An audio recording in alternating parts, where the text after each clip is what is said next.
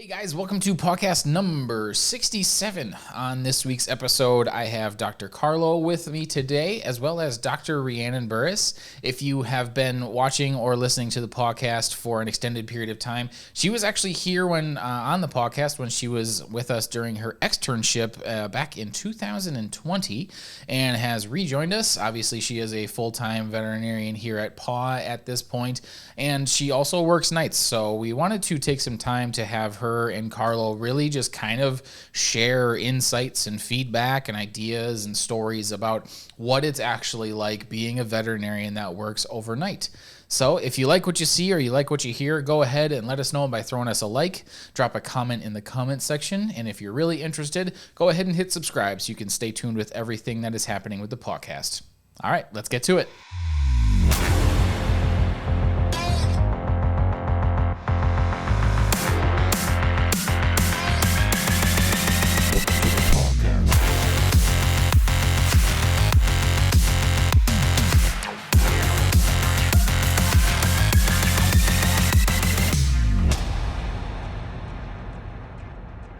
That's fine. I was going to say we could all do it. So, yeah, welcome back. Yeah. I don't know which one this will be because I'm doing another one tomorrow with Molly and Autumn, which actually goes after the one we just did with Katie and Caroline, just kind of talking about like staff shortages and stuff like that. So I'm going to talk a little bit about like the support staff side. So if you're listening to this and you already heard that, that happened tomorrow. Yeah. Nice. So you got to be in the late 60s, I think, probably. Yeah, this will. Yeah, we're almost once we get to 100, it's gonna be it's like a real thing. Yeah. And actually, I FaceTime your memories or whatever. It was like the very first one. I think it was on either the 10th or something of July, and it was like, all right guys, it's coming, and it was just like the processing 3 hours. Oh my gosh. That was back before we had like a legit setup, and it was just like, don't worry, this just needs to render 7 times as long as the episode. I was so excited because like the first little bit, the ticker moved so fast, and then it just it overheated, and it just sat there for 7 hours. Yeah. Was that laptop? That was my old laptop. So that was 2 computers ago. Yeah. Plus we mixed Ted in the middle of that. Yeah, Ted. Yeah. So Ted saved us for he a big part. He did.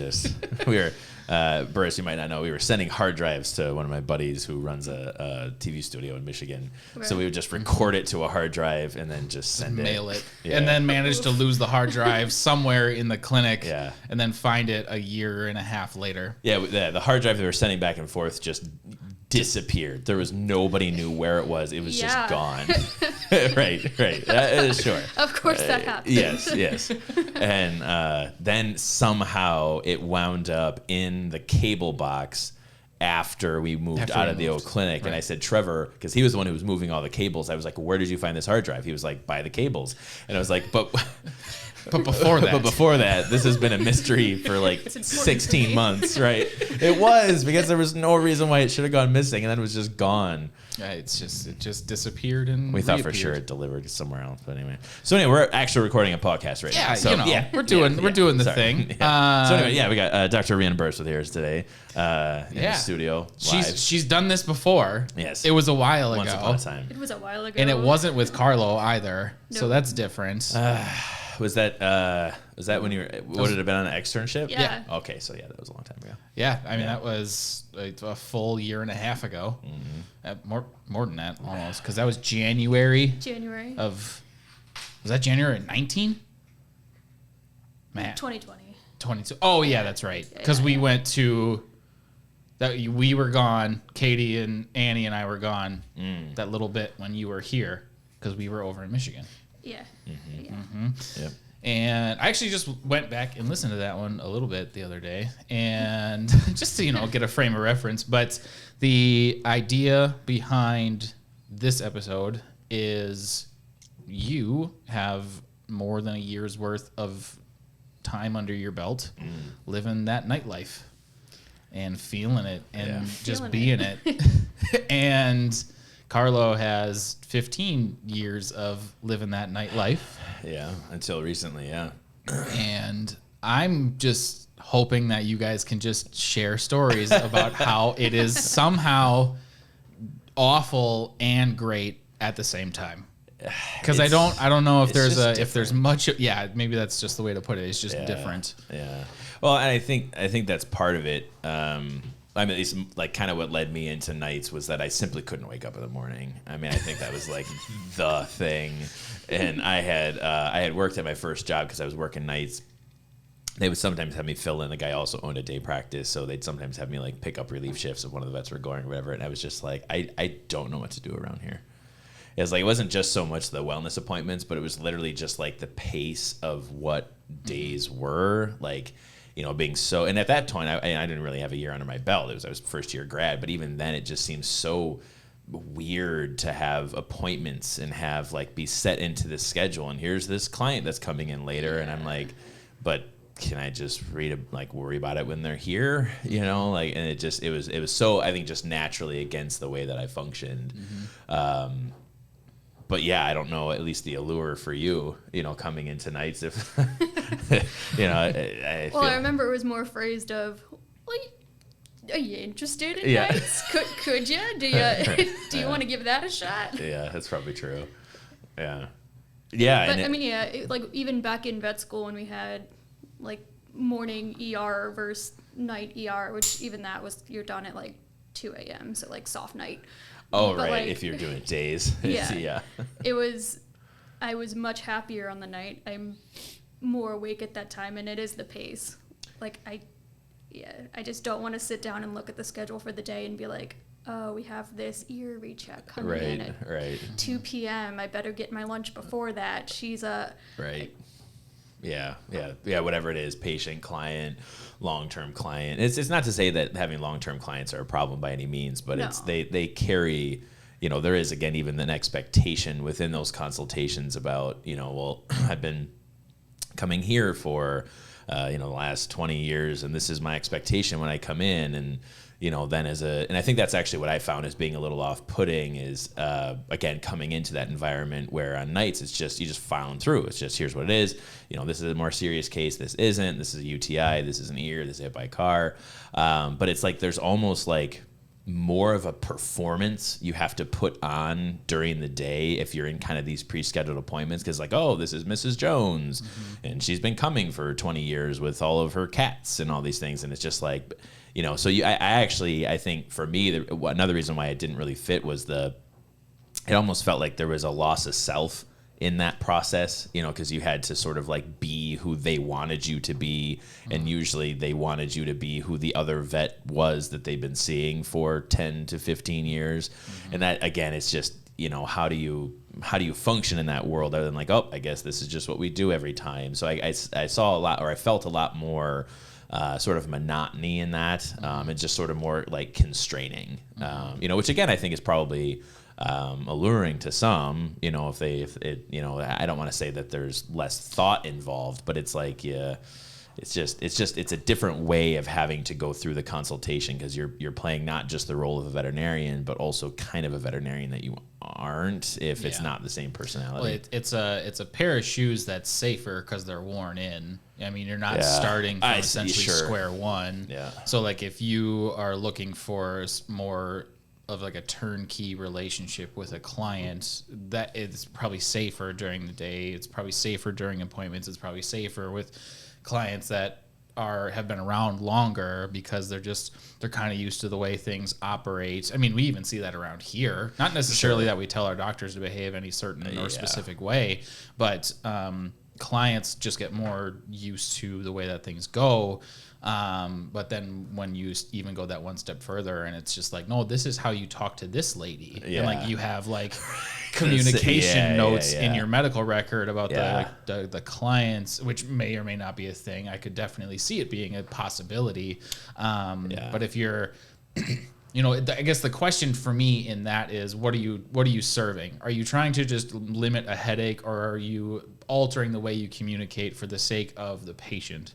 Because if it's more self-serving, if it's more client-serving, if it's invoice-serving, that gets a little bit weird. But if it's like, you know, because even you guys probably have to, Carlo, you don't do it nearly as much anymore, if you ever did.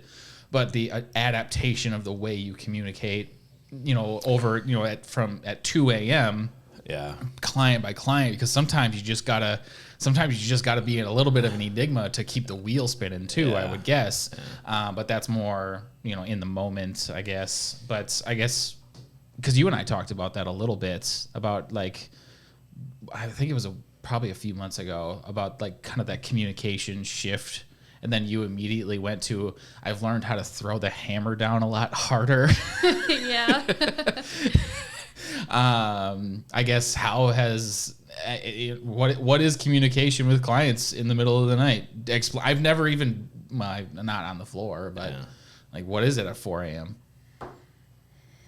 It's different. It depends on what energy that caregiver is bringing in. Because some people are just so damn tired they don't even know where you're at, and you're like, all right, well, I can't be as strong, and a little more hand holding. They don't know where they are even sitting right now.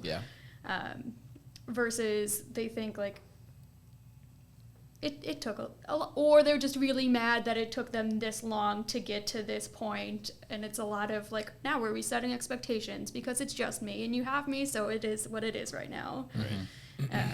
Or swinging the hammer a little bit more of like, this is now really important. We cannot just be fussing around. You cannot wait until the morning to call your brother, whoever, to talk this over. Like, we need an immediate answer. I'm sorry that you are unprepared and tired. Like, I really empathize with that. But now's the time to get shit going. Okay. Yeah, and I think that it's, at least what I've found with that idea is, like you said, you probably don't change how, I guess, the content that you're covering, because again, you still have to kind of hit informed consent. You still have to hit the different options that they have. But you're exactly right. It's like usually once you get past the midnight hour, it's like black and white. There's considerably less gray at those hours, because it's either they've been waiting for a period of time, they have to work in the morning, they just need some shit that's going to carry them over, and it's like, this is just what I need. Okay, cool, boom, boom, boom. Or you have the people that, again, they have been waiting because they legitimately think that it is a serious problem, and sometimes that turns out to not quite be as serious as what they think, and then it goes one of two ways. They're like, you mean I've been waiting this whole time for just that? And it's like, well, there's like several shifts in the night where like once it's like 4 or 5, 6 a.m. their patient's been here several hours. They know their primary is opening in the morning. They're like, okay, we can just try meds and like figure it out in the morning. Or it's like they're coming in because their dog just had diarrhea all night, and now it's 4 a.m. and they can't do it anymore. Yes, they're the inconvenience call. There's a different range at some of the hours of the night of like, oh my God, just get me home, whatever gets me home the fastest, or I have been waiting and I literally can't stand it right now. Do whatever you need to, I can't. I guess for that, even the way that I think about it is, we live in, especially now that it's all triage based, like exclusively, the overwhelming majority of our cases are reactive, right? So something's happening, I'm now reacting to something happening. Like, it's sick patients, essentially. There's not a lot of proactive type stuff. We do have that, but 100% of our proactive cases, which is 10% of our cases, all come in when the sun's up. And it's when you're here after hours, business hours, whatever, it's all reactive. It's all just that, where it's like, I can't wait. Like, this thing can't wait, whether it's the next hour or the next 2 weeks, because my primary just isn't taking patients for 2 weeks. It's all reactive. And that's why we're here. Well, and that's, truthfully, that is the reason why we went 24 hours, to be perfectly honest, is that, coming out of the economic dip of 2010 to 12, I started seeing that in the after hours, we started getting a lot of super basic cases, ear infections, UTIs, skin cases, things like that. And so that was actually the push to go 24s, it's like we physically and literally can't handle these types of cases and these caseloads after hours on top of like the additional reactive ones, where it's like, all right, well, if we can, because when I this is when I was an associate vet, the clinic was 6 p.m. Well, actually, it was 5 p.m., but I made him change it to 6 p.m. until 8 a.m. We would have cases in the parking lot as early as 4:30. Yeah. So 90 minutes before the clinic even opened, they were just sitting in the parking lot. It's like, all right, well, we got 5 waiting for us. And then what started to happen, this is kind of pre-COVID, then what I started to notice was, even though they were in the parking lot as of 4:30, a lot of clinics were really not taking many cases after lunch. So it was like once 2 o'clock rolled around, they were done with their appointment base for the day, so that they could, be guaranteed that it's more probable with their drop-off walk-ins, fill-ins, that they're going to be done by 5:30 and be home at a respectable hour. So it was really a matter of, identifying that most of your referring population was going to be seeing drop-off walk-ins, fill-ins between 8 a.m. and noon. And then it was really our responsibility to handle stuff from noon to 5 on top of everything that came from 6 p.m. until 8 a.m. So that's where then, for us now, it is now even more prevalent sort of in the current COVID to post-COVID world, where our sphere has increased. So it's not that path or that process has changed. We're still seeing clinics really only catching cases from 8 to noon, drop-off walk-ins, fill-ins, and past that. But now we went from having a 20-mile radius to a 100-mile radius. So now we have more clinics that are following that same candor, sending more patients to us, and then again, just getting completely overrun on both days and nights, at least in some capacity. But there is that expectation that, we're one of the few after hours 24-hour clinics in the state that isn't patient capping. So for us, it's one of the kind of kicks that I'm on right now is that triage is a courtesy. It really is a triage-based system, not having appointments, being open 24 hours, having walk-off or walk-ins, drop-offs, all that kind of stuff. It is really a courtesy to the community. It is not something that we as a business are forced to do. It's not something that we as a business have to do. We can easily lock our doors at midnight and be done for the rest of the night. So for us to, like what Rheannon had said, is that people come in with a certain amount of energy. It's also like, these last couple of, maybe 4 weeks, I've been meeting energy. Yeah. Like, and that's all part of it. It's like, for me, the luxury that I think we have at Paw Health is that this business was never built for the sake of building a business. This business was never built for the sake of making money. It was for the purpose of, serving the patient. But more so than not, it's like we're here fundamentally. We're sort of here from a fulfillment standpoint. Don't fucking challenge it. Like if you're coming in with a certain amount of energy and you don't want to be here, triage is a courtesy. If you don't want to be courteous, just leave. And that's that. I've heard a shift in how people say that they get here now too. I don't know if it's just my experience or not, or if it's actually happening. But I hear more caregivers say, my primary vet just said to go. Yes. Just go to Paw, not call ahead. They'll just show up. Yes. And I think more people like, I feel like a little more at a disadvantage isn't quite the right word, but it's the one I'm using now. Because they come in expecting, like, they said to come right in. It's extremely serious. We'll be seen right away. Not like call and explain. And they're explained triage and they're explained all the process when they get here. Usually. Well, no, I am shaking my head as a way of saying it doesn't matter how much you explain it the first time when it's in person. It's so you are backpedaling so much that there's only so much that you can undo. Like whether it's the level of severity, whether that was intentional or unintentional, that was dictated by the referring vet, or just like the amount of anxiety before that person. You're like, I got damn good at it, and I'd still miss a quarter of the time. Like, because walk-ins are hard. Like, you don't have that opportunity to spend 2.5 minutes talking to this person about what to expect when they get here, and then they have that digestion time of driving. Right. Walk-ins are hard as shit, and there's a reason that Grant literally despises them. Yeah. Yeah.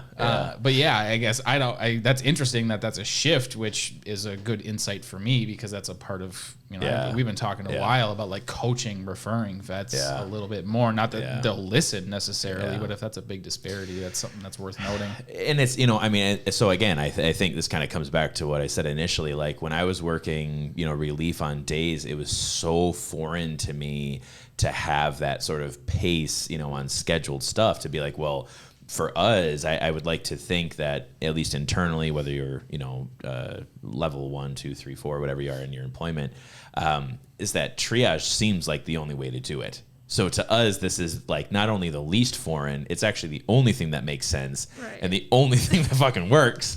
So like, so there's several things that we're battling. Like, so the traditional experience, when I go to my vet acts this way. There's one. When I go to my vet, I have the expectation that I'm going to be seen at this time. When I go to my vet, I have the expectation that, not just that I'm going to be seen at that time, but that I'm going to have practically no wait time, and I'm going to be the priority 1 client. I get my results in this time. Yes. My medications are already filled at this time. Yes. What do you mean we have to wait to get my medications filled? Yes. Yes. I was speaking with a gentleman here this last week. And he fields a lot of complaints, and not for us, but on a state level. And he was saying that he had a client that had sent a complaint in about their veterinarian. I don't like my vet's attitude, but I like going there because it's this very familiar process. This is what I'm used to. This is what I like. And his reply was, he was like, well, just find a different vet if you don't like him then. And then she filed a complaint against him. So it was like... so it's, just this unnecessary thing where it's like you have just this long-standing rooted tradition of what the industry is. And, a part of it is, not to say I necessarily blame James Herriot, but like I have never... I never really got into that world, meaning there are veterinarians, and I had classmates and colleagues that I had in school where it's like that was their perception as a veterinarian of what it meant to be a veterinarian, just this black bag, everything, all creatures type thing. And that is a entity that a lot of people grab to. It's the allure of veterinary medicine. They love the thought of veterinary medicine, and that's why when again, some veterinarians get reality TV shows, independent of age and or state and or how they practice and where they're located and whether or not it is good medicine or not, is like people love those kinds of shows because it's like, oh, this is what it means to be a veterinarian. It's like, it's glamorous. It's glamorous. Yeah. And it's like, oh, they're doing it for the patient. And it's like, well, yeah, but anybody looking on with trained eyes is horrified by what's happening. Right. But, and that's that's TV. That's what happens. But, you're under the microscope, so it is very hard to pull those types of shows and do it well. It's not the point of what I'm saying. What I'm saying is that it's this idea that tradition isn't just rooted within our practices where like we as an industry are so opposed to change. It's that the clientele also is significantly opposed to change. I want to say all clientele, but it's a very specific subset of clientele. I have found, at least now that I'm starting to kind of see the next generation up and coming, and that's Gen Z to kind of the younger millennials, it is starting to kind of get a little bit more of a shift where they simply don't really have an idea of what the industry was. Like maybe they went to the vet with their parents when they were in their teens, but now that they're 18 to 22, they don't really have a great grasp on sort of what it means to be at a practice. They haven't gone to a veterinary clinic for 20 years. So, I have found that it's actually been a little bit easier to kind of work and mold that group than it is the other. But there's still a huge part of the curve that is that, 45 plus, caregiver, that we are constantly not battling, but we're trying to have to teach in a very short amount of time that triage is the way of the future. It really is. Yeah, and also getting them to understand informed consent and that it is their responsibility to make their decisions. Yes. Like how many times like well, I'm here for you to tell me what to do. Yes. Like, you're the doctor. I'm here for your recommendations. You Mm-hmm. tell me what you would do. Like, Yeah. How big of a hurdle was that? Because like I've been around this so long, and it's the only thing that I know. Sure, like I feel like a part of it, it's just started to just be like intuition. It's just like that just makes sense. But like, All right. you came from, you know, a limited experience in the veterinary world, Yeah. and then also at CVM. Like, I don't know if that's really pushed that hard there. My perception of it is it's just like kind of, but like, how was that transition of like being able to just be that neutral voice of a patient essentially and letting people make those decisions?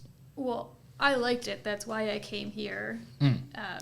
Because, and I said it a lot while I was even on my externship, like, this just makes sense here. Like, Right. it just makes sense. Yeah. You put the right words to the things that I had bad feelings about Yeah. in my limited experience, and that's why I chose to come here. Yeah. I went to a lot of other clinics and saw how they did things and tried to not come here for a job, honestly, but like y'all got me because it just made sense here. Yeah. So it logically, that's how my brain works. That's how I wanted to practice the medicine. So I found a place that would steer in and let me have that. What were the things that you didn't like? Because I don't think I've ever actually asked you that question. Because you did other rotations, you worked, you know, in college, you worked other places. Like, what was the difference? Of Like the other experiences, The what other you didn't like experiences. about the other. Yeah, what were the things that were like, I don't like that thing?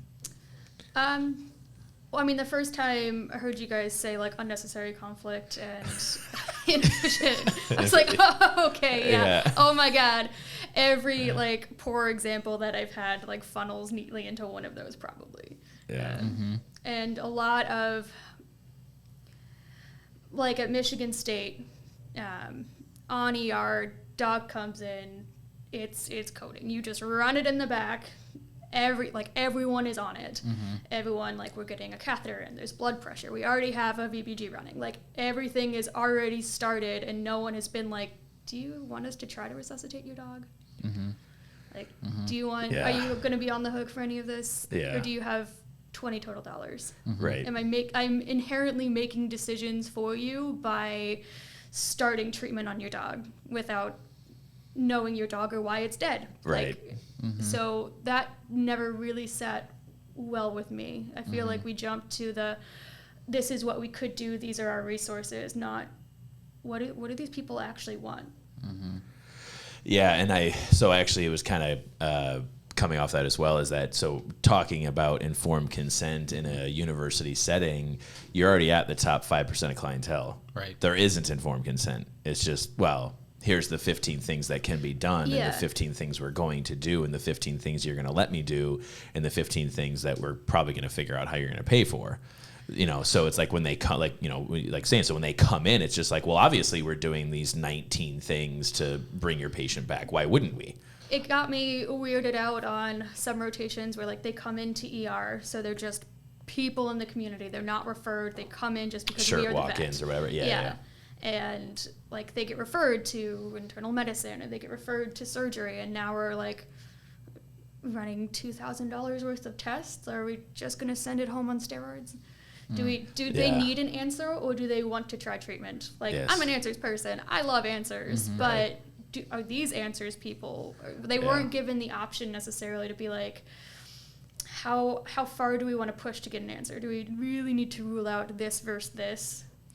Which is actually a really funny experience. Now, I'm not saying I didn't see some of those when I was there as well, but I actually often talk about how I was trained under the medicine of we perform diagnostics to change how an animal is treated.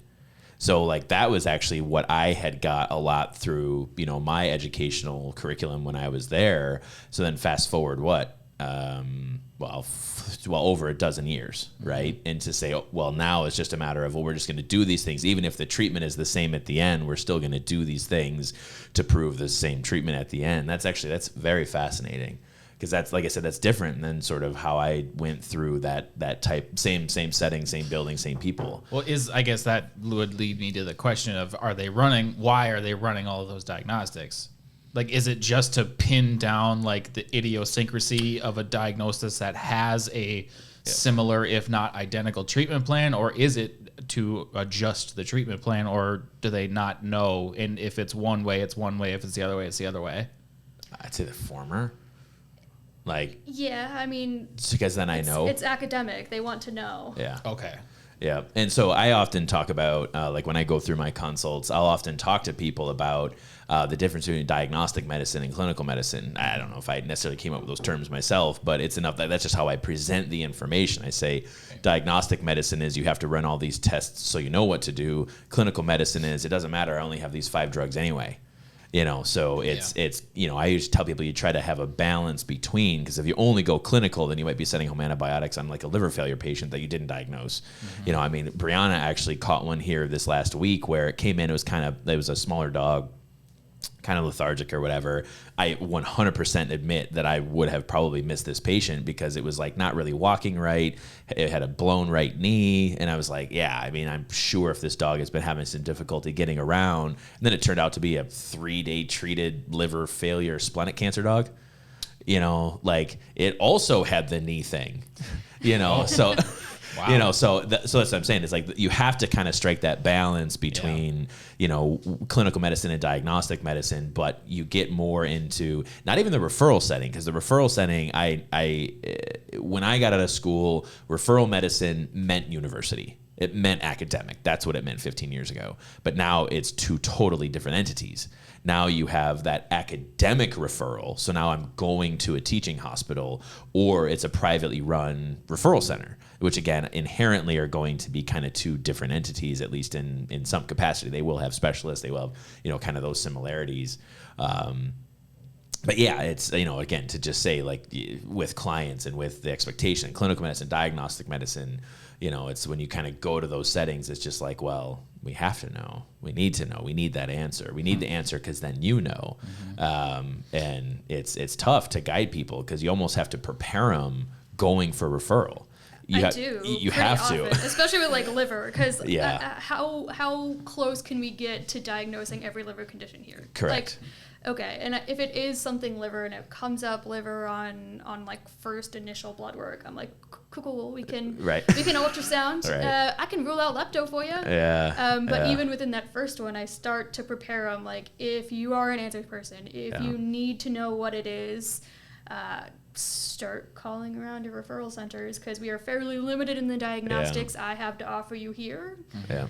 And we could set you up with a real good plan, but if you need to know, keep that in the back of your mind. Yeah. But that's specific to a body system too, right? Like we can, as an example, we can pin down a lot of other things, but apparently the liver is a complicated organ. Is that what I'm gathering out of this? Yeah. Yes. You're talking to a guy that don't know shit about livers besides they process alcohol. It does more than ethanol processing. Yeah. But yeah, so I mean so again, I think when the other thing that we often have working on nights is that not just necessarily limitations in our diagnostic potential and the onslaught of clients, caregivers, and patients that we do receive, but it's also additional limited resources. So we don't have necessarily the ability to call a specialist.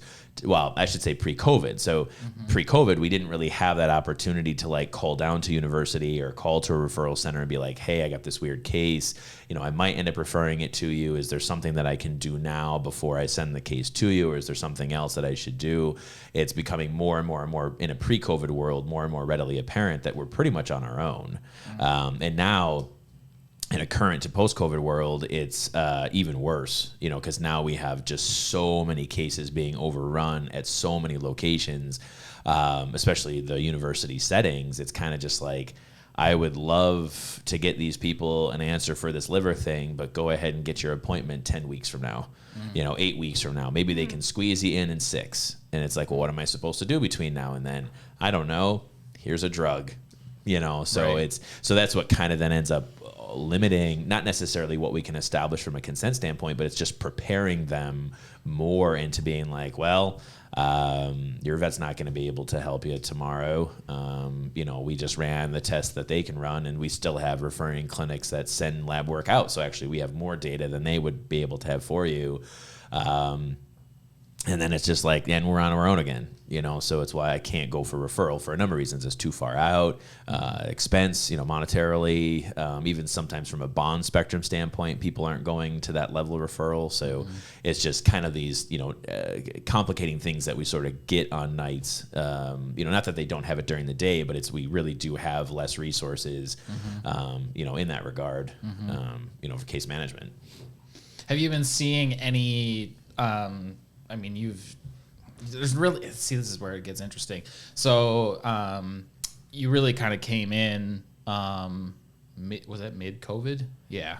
It was like, because you guys were here basically June 1 of last year. Yeah. And then that was pretty much when the scales tipped. And it would have been new building. Yeah.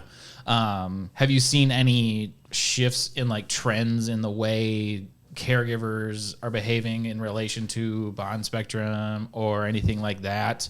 Or has it been your focus been more primarily on like yourself and improving your ability as a doctor, or communication stuff, or like, I guess, where has your focus been and kind of what have you seen? As far as COVID trends goes, I think people were a lot more financially limited, or less willing to throw down a lot of money for diagnostics earlier on. And then somewhere within the spring, and I don't know if it was like tax time or everyone thinking COVID was over now, people, I think, were a lot more willing to run a lot more diagnostics. I feel like I run a lot more diagnostics in the night than I used to. Yeah. Interesting. Yeah. And we needed that. Honestly, from a process standpoint, we needed it both ways. We needed to kind of, at least from a mental stimulation standpoint, we kind of needed some of those cases to be able to work through as medical cases and, take a problem, get to an answer, identify a solution. But also there are those times where it's just like, okay, this, cat who is sneezing, we just need to get it out of here and talk about L-lysine and, feline rhinotracheitis virus. Those are supposed to be the quick and easy ones. But now, like you said, it was kind of about the time the second COVID check hit, and then tax season and everything else. Now it's just like, well, obviously on this sneezing cat, if we don't do full blood work and urine, it's just going to die at home. And it's like, it is? Is that? Have you been? We went to 0 to 100 pretty quick on that one. But yeah. Because if I remember correctly, it was right around this time that, because you worked a ton last summer, there was that one overnight where you were working where you tried as hard as possible to basically just convince this lady. Not even like you just knew what it was. It was one of those where it's like all of the writing was on the wall, and the caregiver still elected all the blood work, all the diagnostics, and it was like no matter what you said, she was going to do it. I wonder if there's a part of it where it's because from my perspective, just seeing all the check-in sheets, there's a pile of out-of-towners, and I don't know if you guys ever recognize that or see a trend in that. I wonder if that plays a part of it. Well, I think there's a willingness, right? So it used to be like if people were, if they sacked in the night where it was like, we've been here for 4 hours, 5 hours, like, by God, I'm going to have A, B, C, and D done. Now that our sphere of influence has grown, where it's like, well, I'm driving 100 miles, I'm driving 80 miles to this clinic, by God, I'm going to get 1, 2, 3, 4. So it was, I even had a case this last week where the patient was clearly debilitated, emaciated. I mean, it was only 2 years old. It had been sick for at least 2 months. And I had told the people, I'm like, I don't actually care what is wrong with your dog. I was like 2 years old. We should never be a body condition score 1 out of 9 and have these symptoms for 2 months. I said, it's not going to be a good answer. And they had, I think, 10 other dogs on the property or something like that. Yeah. And it was just a matter of like, it's the same thing. Like the writing's on the wall, whatever it is, there's no magic pill that's going to not only fix the disease for the last 2 months, but also the 90% body weight loss that this patient had. And it was just, oh, well, obviously we have to do all the tests. And it's like, that's fine. I'm not going to stand in the way. That's what consent is. But it's again, it's that willingness. When they had drove, same thing, it was like 2.5 hours. It was just like, well, this is what we're doing. It was actually they're from, I think, north of Green Bay. So they'd completely bypassed Green Bay and came all the way here. So it's like, so again, that kind of consumer trend is, obviously, I think whether you have people that are waiting for extended periods of time, people that are driving for prolonged periods, it's all set in the same idea of concern. And so regardless of what their variable for concern is, they're willing to go, pun intended, the extra mile, to seek services that are going to some way sort of drive their narrative on whether the patient is or is not ill. But again, like I said, for us, we kind of needed that balance in order to handle the caseload where we have the easy treat and streets and we have some of the major medicals. But now where your treat and streets are getting the workups of major medicals but remaining treat and streets, it's difficult to adapt a system beyond a triage-based system that can sort of absorb that amount of workload and caseload. But fundamentally, when you have 10 clients and 5 should be treat and streets, and now it's 10 major medicals, it's like there just literally isn't enough time in an hour, in a shift, in a day to get that done. So how do you responsibly guide people, into a certain thought path? And I think that's what we were talking about too, like from an informed consent standpoint. It's like you want to just sort of make them not really handhold, but just feel better about the fact that just because your 6-month-old dog missed a meal today and your dog that died when it was 15 years old and it missed a meal, it doesn't mean your patient who passed is now going to be the 6-month-old. So it's, you kind of navigate a lot of these things, but how can you do that in a responsible way while maintaining consent? It is very difficult to navigate. And a lot of times you just can't.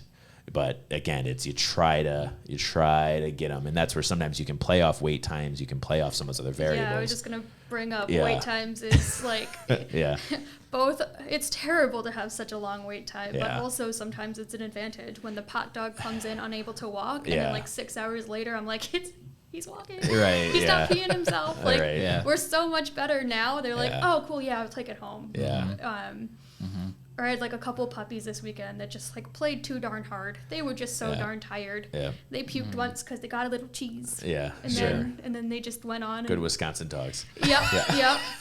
But it was 2 separate families, like pretty much the same history, but they waited for 8 hours, and then I told them that their puppy was awake and wagging its tail and like bouncing up and down and parvo negative, and we have not puked since. And they were like, oh, we were just so worried. Okay. So those get out quicker from my standpoint when you have a long wait time. I guess I want to go back to your question though. Is have you learned how to walk that line of like you've been doing this long enough, like you're gonna see something and you're gonna be like, I'm pretty damn sure I know what that is, right? Like the first bit of like just that learning experience and like going, maybe even call it the first year, but we're past that point.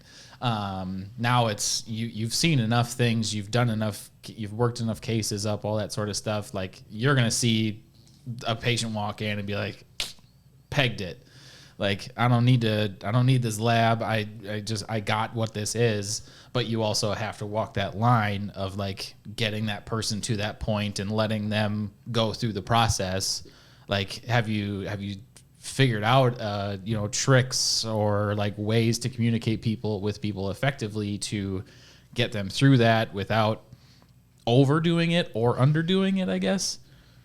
Yeah, I mean, not in like a play-by-play rule book that I can just rattle off now, but I mean, I try to get a read on each caregiver, like what are they actually looking for here, and kind of play off that. If they just want peace of mind, like I have a kind of gentler talk path for them, and like kind of play up that we could trial this. If it doesn't work, 24 hours, you can come right back. Like, we can just give this a shot. If you're comfortable with that, we can just try this first. Or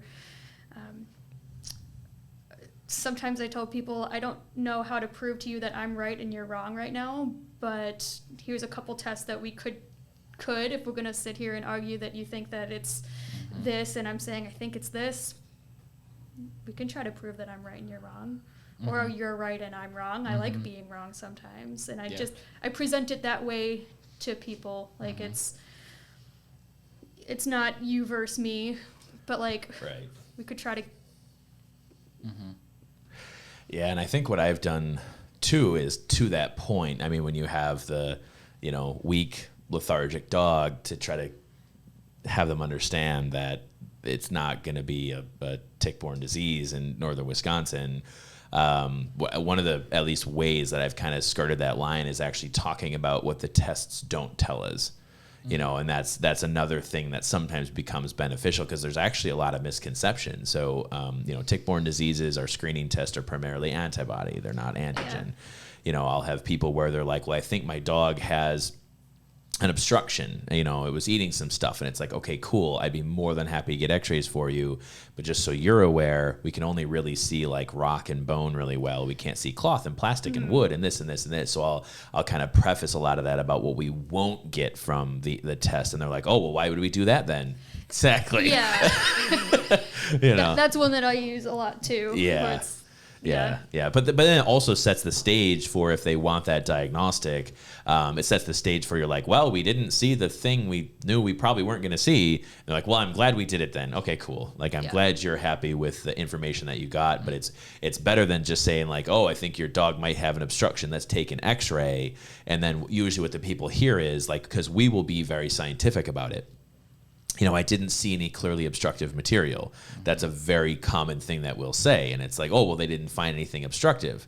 So, because I'll get a lot from clients come in from referring vets where they took x-rays and didn't see anything. And it's like, well, they can't see 1, 2, 3, 4, 5, 6, 7, 8. Oh, I didn't know that. Yeah. So it kind of sets the stage for when you say, all right, well, we might not see that stuff. And, in the 15 minutes it's going to take me to get x-rays, you guys need to take that time to make a decision on whether or not you want to have barium done. So if we still want to push the narrative that your patient has an obstruction, take the next 15 minutes, so that way when I present you with the x-rays that there's no clear evidence of obstruction, we're not going to sit here and stare at each other while you process that you want or don't want a barium. So I'll even kind of task them with, like you said, not just a matter of proving me right or them right or whatever it is, because that is definitely a big part of that conversation. It's a matter of like, okay, so when we get this test, what do you want to do after? So that way it's not like they're waiting for the answer to start the decision-making process. It's like, I need them to multitask their brain space, because the quicker that they can come up with a decision based on the results that I'm about to give them, they don't need the extra think time. Yeah. Yeah, I haven't done that yet with like barium. Yeah. But that's a good one. Yeah. I do prepare people for like, if this test is negative, look at all the things it rules out. Sure. And like, if it comes back normal, can we just throw on outpatient medical management onto this initial estimate, and then just when it hopefully is normal, like I think it will be, you just steer right in and go. So I've tried to not cut a corner, but expedite that in that way. And that's all it is. And I agree with you. I wouldn't even necessarily call it a corner cut. Yeah. It's you're actually running triage from their perspective than just your own, which is like, okay, I need you to think about this and this and this. Like it does help, so that it's not just like they're sitting around, well, we haven't got the x-ray results yet, and we've been waiting 20 minutes. We don't even have the answers yet. And it's like, but you needed that time to think about something other than how long it's taking to get that diagnostic, and so So I had a diagram around somewhere about, our job, or at least what I see, our job as veterinarian is to establish a certain base of reality, and from that reality, you create a plan. So I have actually found myself in my consultations exclusively focusing on the next step. Like I have almost almost entirely bypassed the justification for the test. Like, well, we need to test to rule out kidney disease. It's like, okay, cool. I can do these things to figure out whether we have kidney disease or not. But depending on what that test shows, what do you guys want to do next? And I think that's how, like I said, been able to expedite a lot of consults and being like, okay, if lab work is negative, either you guys are going to make a decision that you're either going to continue on testing or you're going to continue forward or you're going to move on to treatment. And if you're going to move into treatment, you're either going to hospitalize or you're going to take home. So those are the three things I need you to think about: more testing, stay here, or go home. And you got 20 minutes to figure it out. Yeah. See ya. I mean, those more than like a specific test is next, but like if it goes this way, maybe hospitalization. If not, we could talk outpatient. We'll see how bad it is first. And right. Then... Yeah. So it's a juggle. It's, and I think that's where, because what I try to think about Katie, and I didn't really even realize that I did this, but she had made, this is probably 2 years ago now at this point, she had said to me, she's like, for me as a doctor, I have a skill where when the people need more time and we have the time to give, so it's like a slow day on triage, that I just completely adapt into going into those consults, perfectly being okay with spending the time that we need for those people. But on the other side, there are times where we're hustling. We need to get shit done. We need to get stuff moved. We got to figure out who's treating street and who's major medical. But then it's an adaptation into that next role of just like boom, boom, boom, boom, boom. Like, I'll come through. Like Caroline, she always gets so mad at me. She's like, you just did 6. I'm like, listen, I know that I just did 6 and the amount that it took you to do 1. I don't know how I did it. I don't know what words I changed in my mouth that meant I could get through these cases faster. But obviously there is an adaptation technique. And I think that's where, for me, I've gone almost exclusively into that mindset of just boom, boom, boom, boom, boom. I've kind of probably shied away from some of those like slow hand-holding, like major explanation type consults. And I'm trying to convince myself one way or another why that is. And I think on one hand, it's the combination of quality and quantity. So when quantity goes up, naturally you have to drop off quality in order to maintain the quantity. But you don't want to drop quality so much that now you have poor quality in the face of high quantity. So, but for me, I think what I've found is that over the years, because the whole thing is client or caregiver education, right? We have education rooms. We're here to educate, serve the patient, educate the caregiver.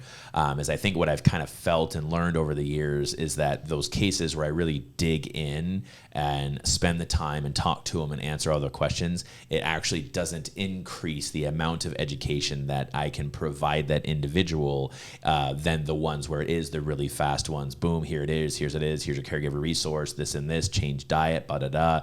And so I was like, man, it just, why is that we're sort of meeting this barrier on the amount we can educate them? It's because it's too fucking much. Like the amount of information you provide in these really long consultations, these are not science people. These are not doctors. And this had actually come up, Katie had heard on an NPR where it was a doctor and actually on the human side actually talking about informed consent. It's like, how far do you go with people that don't even know what a kidney is? Yeah. So where is it? Where is that happy medium? And that's, I guess, the whole point of me saying this is just trying to find these expedite, techniques and saying, how do I actually adapt into moving a lot of these major medicals along in a timely fashion? Because you'll even have these hospitalized patients. You said it before, like this one just needs the Riolo touch, and it's like, they just need you to talk to them. And I'm like, okay. Like, I don't know what that is or how I can teach you to have the Riolo touch, but I just know that usually when I go into these consults, they're like, oh, okay. And I know I didn't say anything different than anyone before me, but sometimes I wonder if it's a matter of just, being like incredibly direct. And I think it's just what the kids say these days, the full send.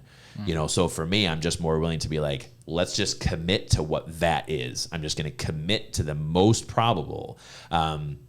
And that's actually why I think Rheannon, when I start to look at the other doctors I've worked with over the years, and certainly Dr. Potter coming on, I was actually really intrigued to see Dr. Potter coming on because I wanted to see how her depersonality functioned in an environment where like you just have to make a decision. That's actually what I think is an attribute that you have in order to be successful in nights. And I don't know if you know whether or not you have it, but it's a matter of just being like, here's the variables. I'm just going to commit to what this is, and we're just going to move forward with it because I don't actually have any other option, but I'm also super comfortable doing it. because those two things don't go together. It's not, well, I don't have any other option than just doing a full commitment on this, but I'm just going to, be really anxious about whether that was the right move. It was like, nope. The variables we had at that time, it was really the only decision that could be made, and we went with it, and then we're going to learn from it. Either they were right or I was right or whatever it is. But that level of I think at least in some capacity has to be confidence. It has to be. I think for us, when we are in that sort of setting where there's, really isn't anyone else to help, no one else to collaborate with, nowhere to send these patients, limited diagnostics, we have, we have the emotions to deal with from caregivers, whatever it is, you have all of those things to juggle, and then it's just a full send. And then it's just like, yep, that's what's happening, but also being comfortable with it as well. And I think, not to kind of pull the veil back on it too much because it's kind of open and so on and so forth. But that was, I think, when we had a complaint come through where we had a judgment that was not necessarily in our favor. That, I think, is what has fundamentally challenged that system. It's like, but we're doing the things on... Like, we're informing them of what's available. They're making decisions on what's available. I'm practicing medicine that I am comfortable practicing in an environment where we support that level of practice. And then it's an outside entity being like, well, that doesn't sound right. And it's like, but why? Tell me why. Right. Point to the line that says that I did wrong there. Because Yes. Yeah. So obviously being vague there for a couple of different reasons, but it's more of, and that's what I think has the opportunity to substantially impact the way in which we function when there is an outside entity being like, well, that's not the right way to do it. And it's like, fuck you, I will fight you until I am right. However, but that's where, like I said, I don't know if, and maybe you do recognize that, but I would say that's a very, very strong attribute that you have to have in order to run that setting, to literally be carrying emergencies for 100-mile radius, like, practically on your own. I mean, I obviously am there for collaboration in some capacity, but sometimes I'm just pass the fuck out. Like that does happen. Carlos sleeps. Yeah, right. I mean, there are times where it is just there's no option other than just the brain being like the power off. But anyway. What do you mean I missed phone calls? Right. Yes. Right. I was like, I don't even. It was like I wake up like, I don't know what day it is right now. Yeah. You mean like today? Right. Like when you walked in, you were like, what day is it? Yeah. Right. I thought it was Monday for 3 days, but it's fine. But anyway, so yeah, I guess that I'm trying not to ramble, but I don't know if that's not something that you can attest to, or at least if you have that feeling regarding sort of that just full send on those variables, because sometimes it's being a natural, where it's just like, well, but that's just the way that I do it, and that's just the way that it needs to get done. Yeah, I'm big on going off of my gut. I'm big on like trusting that intuition and just going for it. So it's easier to be like, well, we have to full send. And how I phrase it to a lot of people sometimes is like, we are at C right now. I don't know how A got to B, got to C. We can try to figure that out, but we're at C and this is what it is right now. Yep. So we can try that. But you need to understand what C is and where we go from this. So I don't feel like I'm giving any disservice by not having an answer immediately. I don't think that, like, I'm going to get better the longer I'm practicing. I know that I missed things. I know that, like, I'm not a perfect doctor yet. But I don't feel like I'm giving any disservice by saying by not having that A and B. By acknowledging C, I'm comfortable jumping into it because it's their responsibility to know what they want to do with that information. Right. So I feel more comfortable not having every single answer. Yeah. But also, how valuable is knowing A and B? Right. If it's not changing what they're doing with C. Right. Like, I've always been curious about that, even just thinking about problem solving and... Because there's a weird dichotomy or a balance, if you will, in just basic problem solving of how far down do you dig into the root versus how much do you just have to acknowledge what reality is and just be fucking practical. Yeah. Like, I get the value of that system's judgment. Like, let's see how we got here and how does that impact where we go. But also, we have a problem. Yeah. And we need a solution, because if we don't have a solution, we hit a period at the end of the sentence. And then it doesn't matter how we got here, or where we might have gone because the sentence ended. I think, and I don't really get into the human psyche all that much, but there is a part to people's, because usually when you're talking about C, it's not like a good C. No. It's usually not like, I don't go into happy consults with that one. Right. So usually part of that emotional response for people, at least the caregiver, a portion of it is also like the guilt part.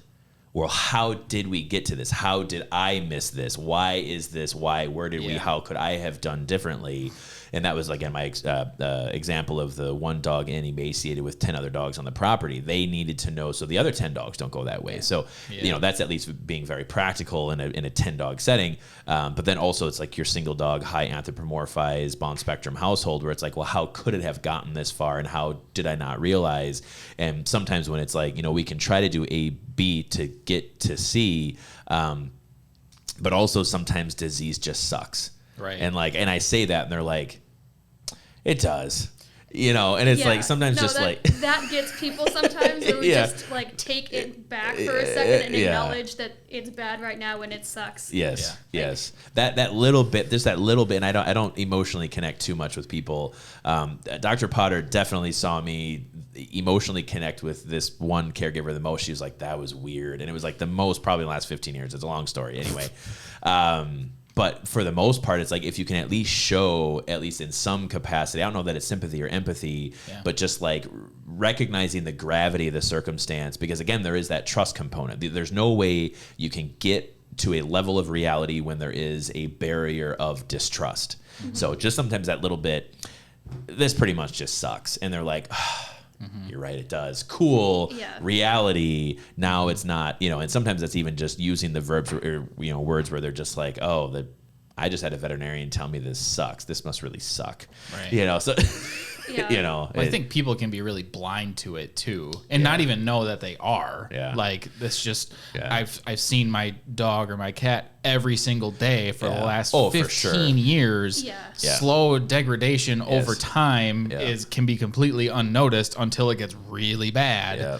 And then you get to that point where it's like, I'm here to have a professional tell me that this isn't right, or that this does suck, and you're referring to empathy. Sympathy would be saying, and now I am emotionally compromised on your behalf, and I don't think we do that a lot around here. Right. But empathy is just seeing it from their perspective. It's like, you didn't see it, and I'm not blaming you at all. Like, disease sucks. Yeah. Like this wasn't supposed to be fun or good. Right. Like this is tough, and you probably might or may have just been completely blind to it by no fault of your own.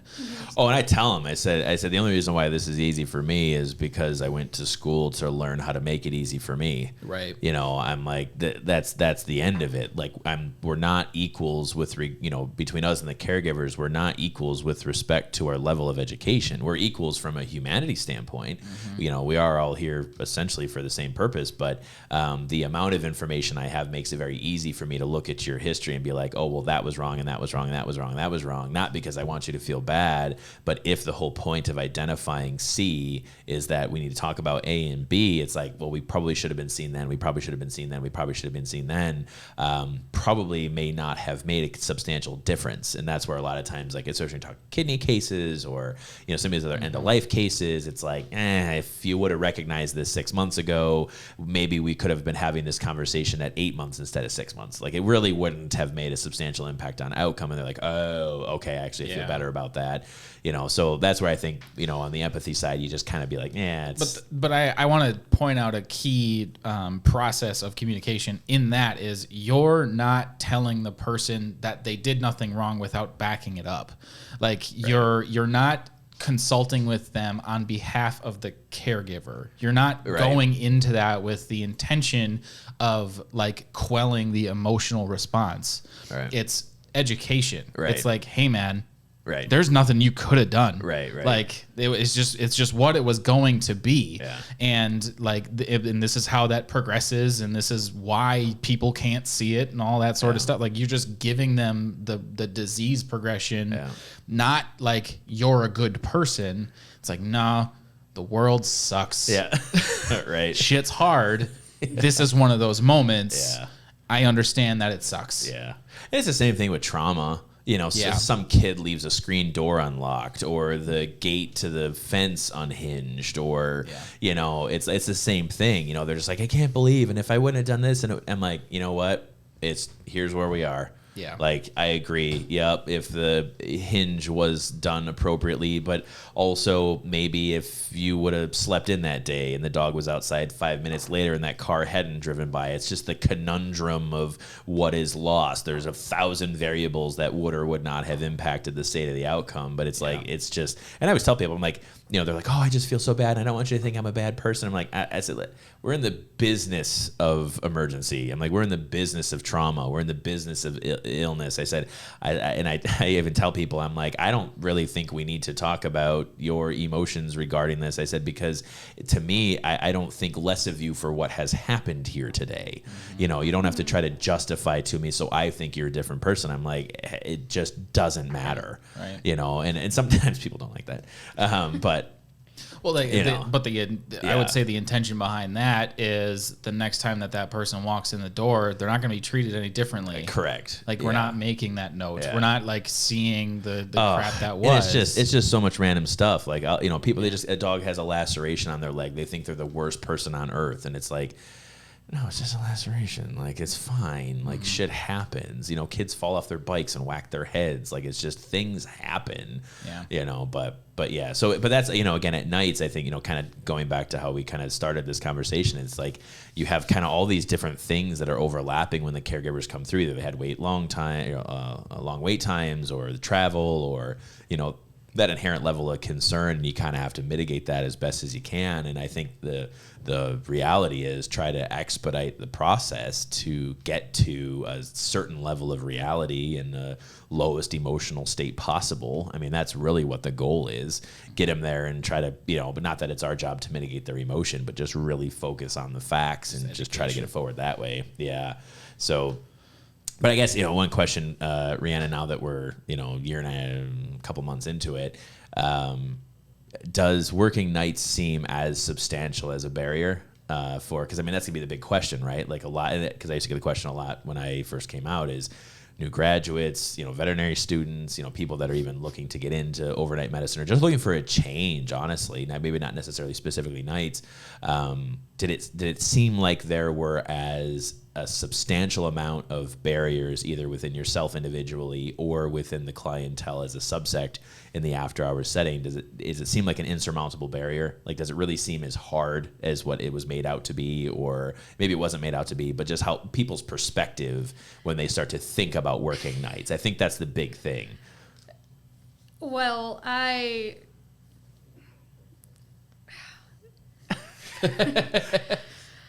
You have a younger audience. So a younger audience. I never even thought I'd get to this point. Sure. Like, I applied for vet school thinking that I was going to get rejected. I went to vet school thinking I was going to fail out. I started looking at jobs, looking for GP, because, like, no way I can do emergency medicine. Yeah. And, like, this is where I ended up, and I've been doing it. Yeah. Like, I'm not perfect at doing it, but I've been doing it. Like, and I'm still here, still doing it. Same. So, like, so every step has felt insurmountable, but it's like, we'll just keep doing it. What's pushing you? Like, what's the thing that keeps you, but besides, I mean, maybe it is just the reality of having to live as an adult and do that, riding out the decision. But like, what, that was why I read Grit. I wanted to figure out kind of what my pushing factor was. What is the thing that's either propelling you or pulling you forward? I don't know. I'm ambitious. I want to be better. Mm-hmm. I want to do more, be better, get there sooner. And I get there sooner by doing more. I'll do more on nights. Okay. Yeah. So, it's just, like stubbornly wanting to get there faster. And I don't have an end goal. I have like a little like plaque thing in my apartment that's like, I don't know where I'm going, but I'm going. Yes. I'm not a plan person. I don't have a 5-year plan. But I'm opportunistic. I'm going to go. Yeah. I don't know what the end goal is, but I'm going to get there. It's just the stubbornness of not being afraid to try it. So what have you been trying to improve on? Because I think here's where my curiosity lies, and you might have another category, but thinking about the fact that you didn't really think that doing the night shift work, being an emergency vet, was even possible, but now you're succeeding in it. What have you found yourself working on, whether it's the science, communication, or yourself? Or all of the above? All of it. Have you? Depends on what fire's the hottest. Yeah. Yeah. And a little bit of all three all the time. Like it's not goal oriented. It's not like by the end of this month I want to comfortably cut a splenectomy. Yeah. I don't have those goals, so it's all in different, like, which fire is the hottest. All right, well, I had to get medicine under control pretty much first. I probably had to get communication under control first. I actually have a very similar perspective. Oddly enough, I think ambitious is the one that kind of strung most. But I often describe it as playing pinball, and I know this doesn't like translate very well to Gen Zers, but it's like you just send the fucking ball up. And it's just a matter of hitting the ball, and it's going to hit different parts of that pinball, but you're playing the same game, and you're just trying to go for a high score. Yeah. And it's like ping, and it's like, oh, if I can get it up that ramp, then it means, woo, and then it's like, oh, but it comes down, and oh, shit, like sometimes it falls down, but thank God I got that extra ball in reserve, Right. So it's like you're constantly just kind of playing that game of ping-ponging pinballing, between all the different things, but the score keeps going up. So it's each little thing gets better each time, and there's two things I don't want to, and you may have just been saying it, but I just want to challenge the idea of what is the perfect vet, and it doesn't exist, but I think in my opinion, I think the perfect vet or the perfect professional veterinary nurse, whatever it is, you're exactly right. I think it's ambitious. I think it's growth mindset. I think it's getting better, and I think the perfect is trying to attain the high score.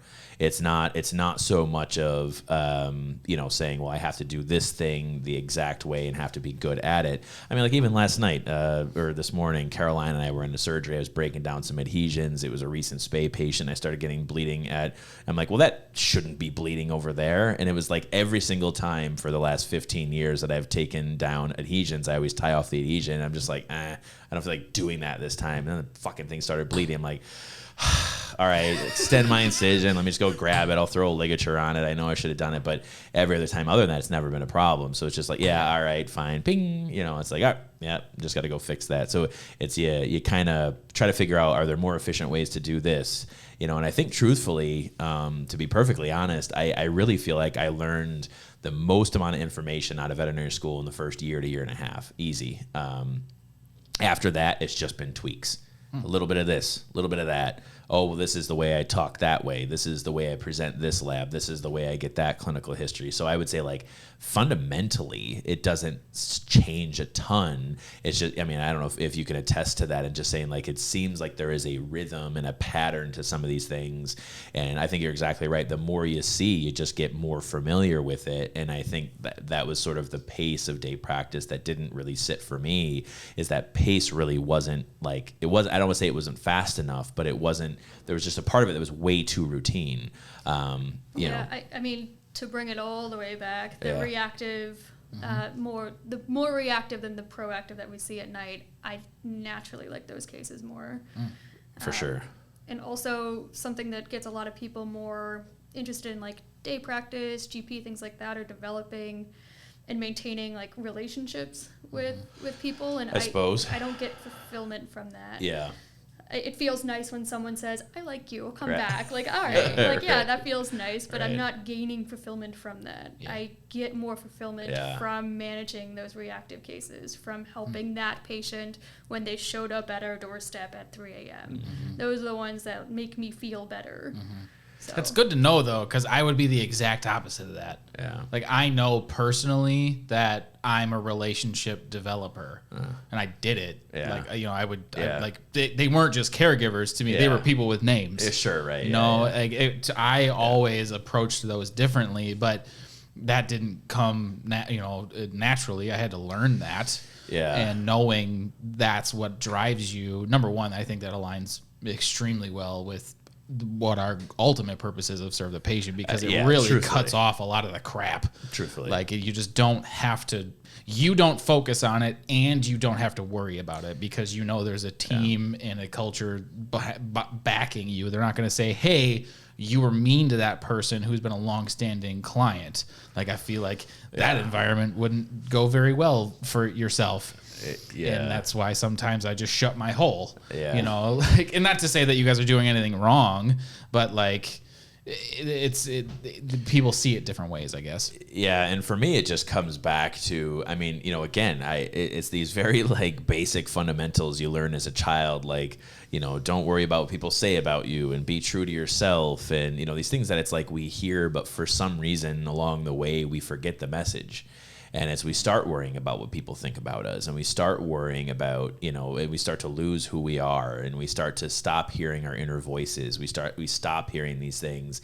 But for me, the reality is not so much that I don't want to build relationships, because I enjoy having, relationships with people, but there is no world in which there is any human that will ever touch the way in which I feel about myself. So for me, if it's a matter of that relationship building process, well, you just made this person mad. Yeah, well, maybe they're a fucking bitch and you've dealt with them for the last 10 years. Like, maybe. Right. And so I'm not going to say I'm not arrogant, but I'm just saying, like, there is a line that is drawn in the sand. And I think that's where, for me, that term of serve the patient and educate the caregiver, it's not serve the patient, educate the caregiver, and I hope everyone feels good about themselves. Yeah. Is that you're exactly right. So I think what the challenge becomes in our industry when we're talking about mental health, we're talking about burnout, we're talking about a lot of these things. Listen to all of the variables we've been talking about for the last hour. Okay. Now we say, okay, I am a relationship building person. I have tried to be in this GP. I've been working in this setting for the last couple of years.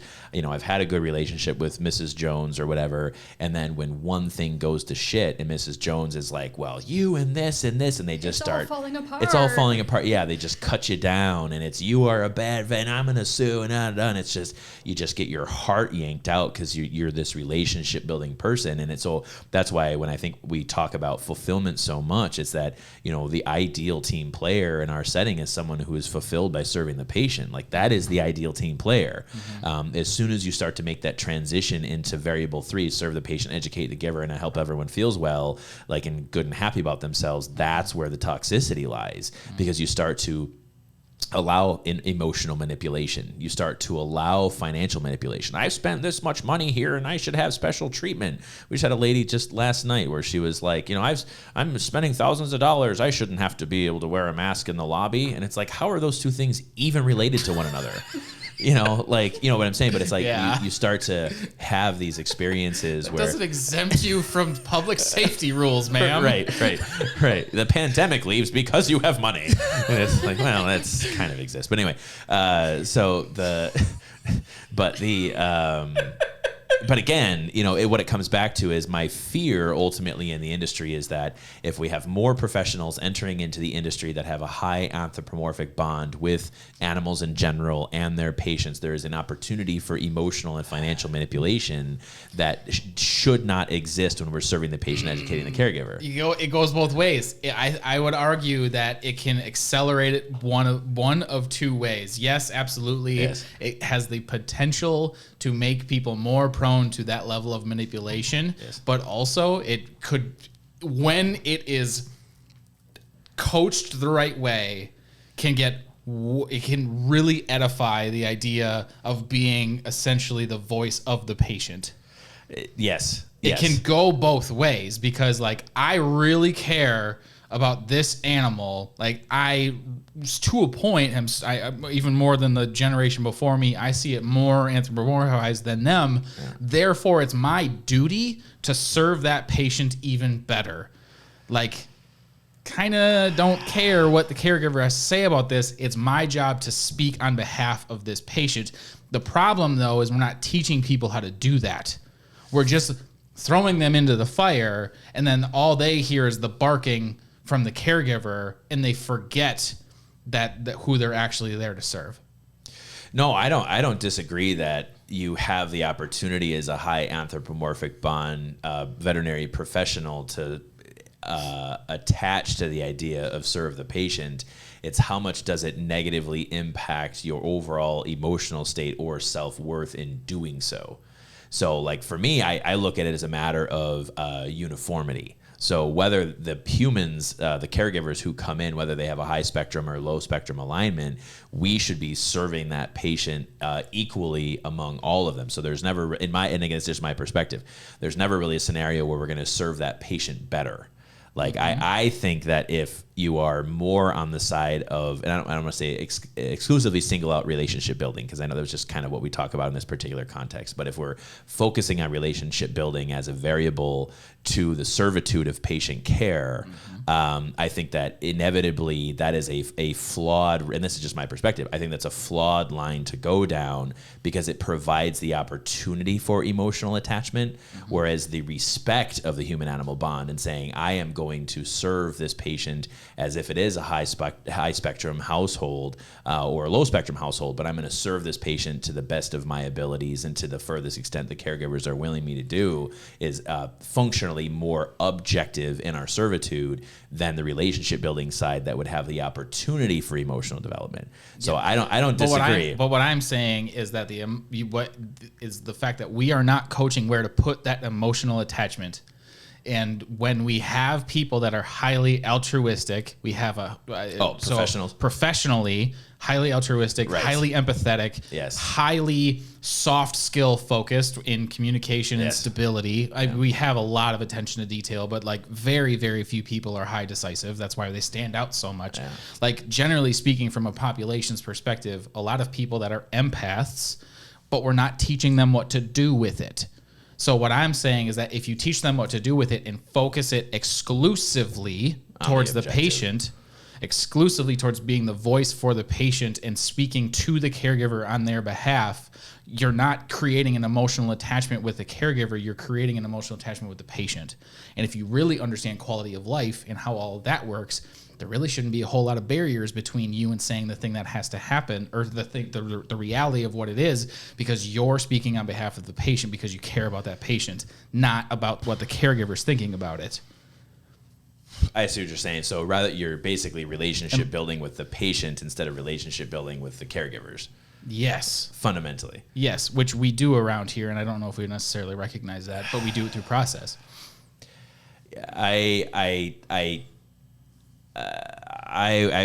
willing to recognize that, like you said, we have a very high altruistic professionals within the industry. I definitely agree with you that if there's a way that we can get them to focus on patient servitude, but I think where we have gotten into a dangerous place is the statement, I could care for this patient better than the caregivers can. Oh, no, that's not what I think. If I said that, I misspoke. That's not what I meant to say, if that's what I said. Maybe I'm misunderstanding. What am I trying to say, Burris? Rheannon, yeah. Can you jump in the middle? We're speaking high theoretical at the moment. Yeah. Are you saying that we're not training those high empaths to educate properly? No. Are you saying that they should be placing it on the patient? They should be developing that patient relationship? So what I'm trying to say, and I'm doing a poor job of it, so I apologize to both of you, is we're not teaching people, and this probably applies even outside of this profession, we're not teaching people what to do when they care about things. Okay. We're not teaching you what to do with an emotional investment into anything. So what happens is we put people into a high emotionally volatile circumstance, and they're like, well, I have this other ammunition of I care. Now I'm going to apply it to the thing that's loudest, and it's the person. Now what I'm saying is you can then take that ammunition and you can aim it somewhere else, and you're going to say, nope. Now, I'm not saying that caregivers aren't a part of the equation. I'm not saying that I'm going to care for this patient better than this caregiver. But what I am saying is that I'm going to utilize my emotional attachment to every animal that comes in to defend them more effectively. Or not, maybe defend isn't, speak on their behalf. I've heard of that going more poorly, though. Like, on Not One More Vet, a lot of the posts are just very emotional. You post on it because you're emotional. Okay. And there's a lot of people who very much beat themselves up because I should have saved this patient because I am a murderer is one of the more recent ones that I heard. I am a murderer because I missed this and I didn't get this for this patient. So I think that is a very unhealthy amount of attachment that they have, an emotion that they have dumped onto that patient. And when you're getting that much emotion towards your patients, I think you are a lot more liable to having a lot of mental health struggles and lasting in this profession. So I think there should be some amount of disconnect if you're a highly emotional person. I just don't know how you should get there where you should put your emotions. If you have that much emotion, right, you have to put them somewhere. Well, that's if what you're I'm unhealthy putting it on the patient, then that's one thing. If you're putting it on the caregiver, that's also unhealthy sometimes. So then how do you guys explain it to caregivers how it is that you care enough to actually do this job? Because newsflash, this shit's hard. And it's not like there's no, like we say it all the time. It's not like we're doing it for the money, clearly. Yeah. So then, because to me, it's like, well, clearly there's some level of an emotional investment in this whole thing. I care so much that I'm going to fucking do this. Well, I think that's what it is that whenever that's challenged, but how do you define that? Like, how do you define how it is that you care? And to me, it's, well, I care about the patients. It's not like you don't have emotional ammunition to utilize. You're just more targeted with it. Yeah. And if you don't know how to be targeted with it, I think it just generally is going to go towards the loudest entity, and you're going to try and quell all of the emotional and financial burdens of somebody else because they're barking down your neck. And when in fact, that's not your responsibility. That's not where you should be putting that. You should be putting that behind the patient. So the question is, how do we navigate that? How do you define it? Because you guys do it. You already know how to navigate it. You already know that it exists. But if I'm an outsider and I'm listening to the two people that have worked nights and one survived it for over a decade and one didn't think she could do it at all and is succeeding in it directly out of vet school, how do you define how to actually use that?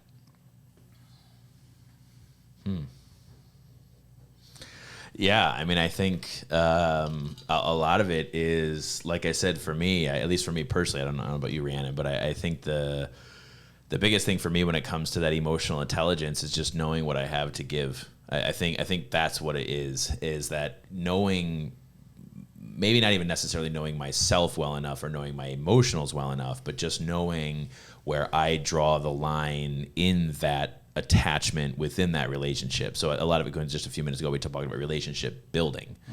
So for me, I think, how do I do it or how do I define it? I think it's really, for me, it's a matter of acknowledging that the only reason why I'm here is because I care. Like, that's it.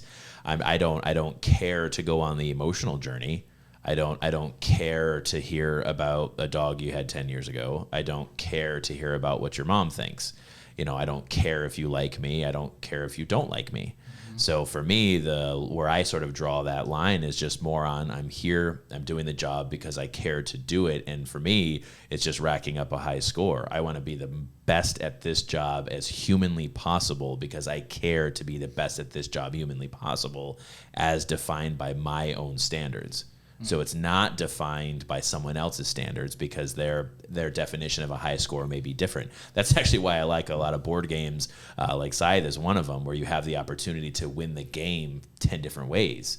It's, we're all playing pinball, but we might just actually be playing a different machine. We're all trying to rack up a high score for a different reason. So for me, how do I do it? It's a matter of defining how much do I have to give and where am I putting those efforts? And a huge part of those efforts is in showing up, and being like, yep, odd hours, after hours, crazy hours, long hours, whatever it is, I'm here and I'm doing it because, again, that's how we do it. I am here to help for that reason. So I'm gonna give you something to think about while I get Burris's answer. Yes. To the same question, but you didn't just tell me why you care. All you just told me was how. Yes. And I'm not saying that isn't important, but what I'm saying is you gave me a bunch of things that you don't care about. Yeah. You had a process of elimination to get down to something, but you didn't define what that something was. And this is this is kind of an intuitive sort of definition. But the reason that I'm challenging you on it is because I bet there's a lot of people that feel it in their gut, but they don't know what to do with it, and they don't have the willingness or the gumption to say, I actually don't care about that thing. They can't go through the process of elimination. So they just care about everything because they can't scrub the things off because the thing that's at the bottom of it isn't defined. When it's not defined, I can't justify the decision of saying, I don't care about all of that other stuff. We have to define it. We have to give somebody something to hold on to. How do you define it? So define why. Yeah. Why do you care? What do you got, Burris? Oof. God, I'm just loving this right now. I don't know. I need like 4 beers in a night to process that one and then come back with an answer or something. Because right now, off the cuff, I'm not going to get to why do I care. We're writing sequels. I like it. Yeah, right.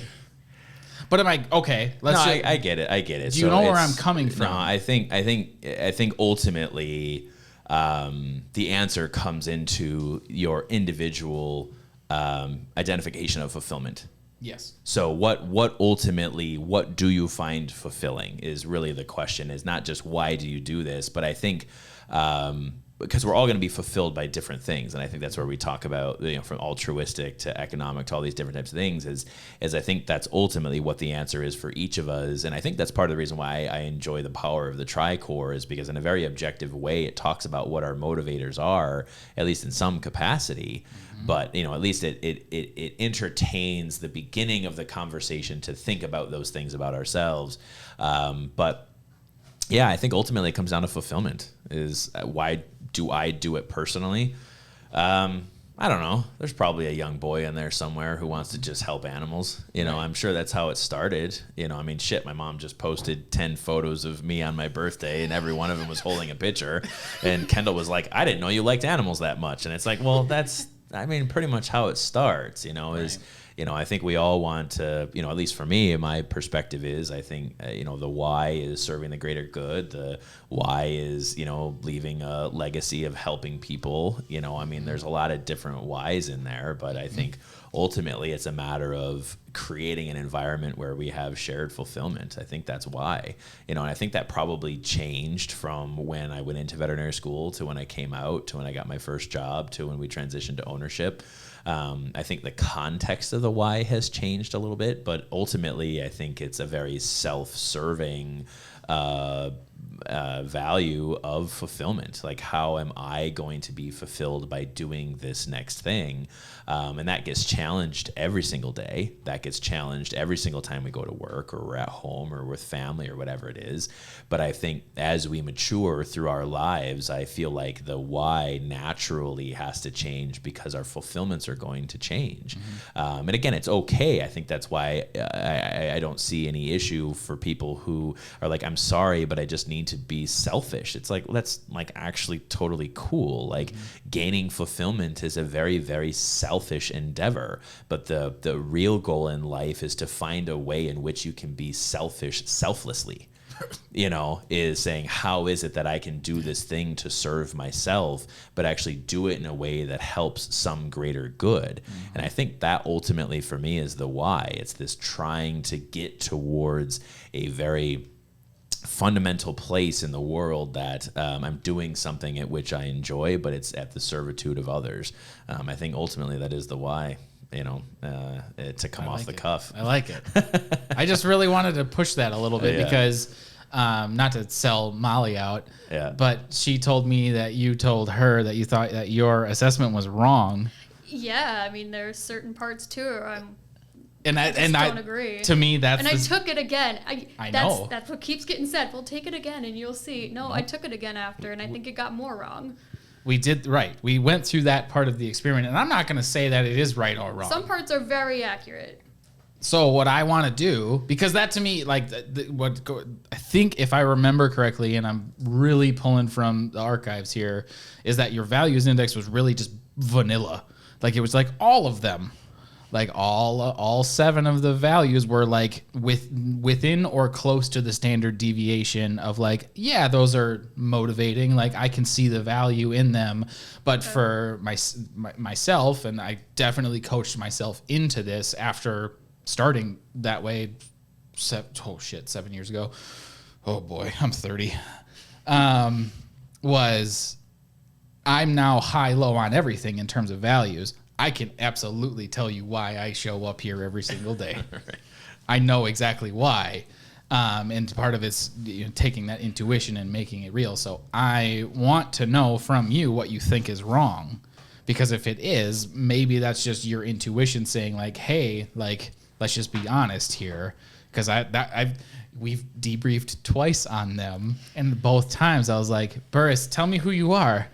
And it's just like, yeah. I'm not going to be able to do it off the cuff. I'd have no, to, like, we're not going to do that right. Like, we are not doing that right now. That was the 4 beers dinner, then 3 pieces of paper. Sure. Yeah. That's the sequel. So if you're willing to do the sequel, I'm in.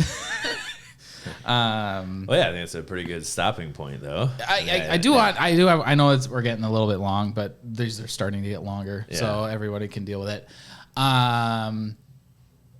I want to know, because PAWCast episode 30 was yourself, which was 30 some ago and a year and a half ago at this point.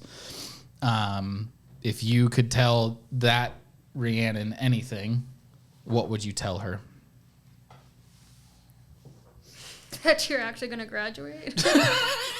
That you can do the job. Like, you just keep going and you will do it. Mm-hmm. Yeah. It'll be okay. I like it. That's all I wanted. Because there's somebody out there that's listening to this that's in 3rd year vet school, 4th year vet school, and is just like, I'm bashing my head against the wall. It gets better. You're right. You find what niche works for you. It's probably not what you first thought. Yeah. Awesome. What do you think, Carlo? I think it's good. All right.